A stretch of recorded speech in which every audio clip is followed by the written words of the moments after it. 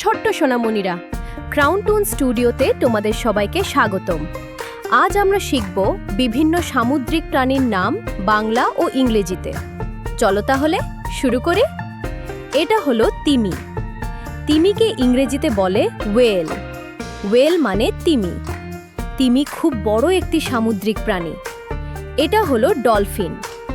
ডলফিনকে ইংরেজিতে বলে dolphin. Dolphin মানে ডলফিন। ডলফিন খুব বুদ্ধিমান একটি সামুদ্রিক প্রাণী। এটা হলো হাঙর। হাঙরকে ইংরেজিতে বলে শার্ক। শার্ক মানে হাঙর। হাঙর খুব শক্তিশালী একটি মাছ।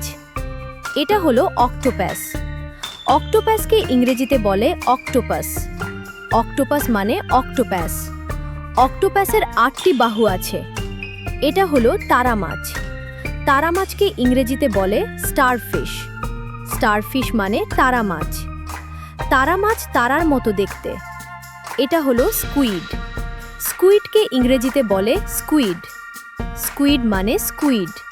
স্কুইড খুব দ্রুত সাঁতার কাটে। এটা হলো জেলিফিশ। জেলিফিশকে ইংরেজিতে বলে জেলিফিশ। জেলিফিশ মানে জেলিফিশ। জেলিফিশ নরম একটি সামুদ্রিক প্রাণী। এটা হলো সামুদ্রিক ঘোড়া। সামুদ্রিক ঘোড়াকে ইংরেজিতে বলে সি হর্স। সি হর্স মানে সামুদ্রিক ঘোড়া। সামুদ্রিক ঘোড়া ঘোড়ার মতো দেখতে। এটা হলো কাঁকড়া। কাঁকড়াকে ইংরেজিতে বলে ক্র্যাব। ক্র্যাব মানে কাঁকড়া। কাঁকড়া পাশ দিয়ে হাঁটে। এটা হলো লবস্টার। লবস্টারকে ইংরেজিতে বলে লবস্টার। লবস্টার মানে লবস্টার। লবস্টারের বড় বড় পা আছে।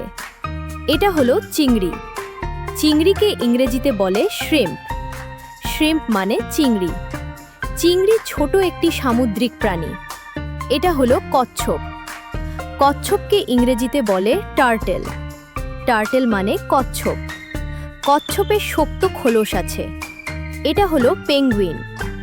পেঙ্গুইনকে ইংরেজিতে বলে পেনগুইন। পেনগুইন মানে পেঙ্গুইন। পেঙ্গুইন উড়তে পারে না। এটা হলো নীলতিমি।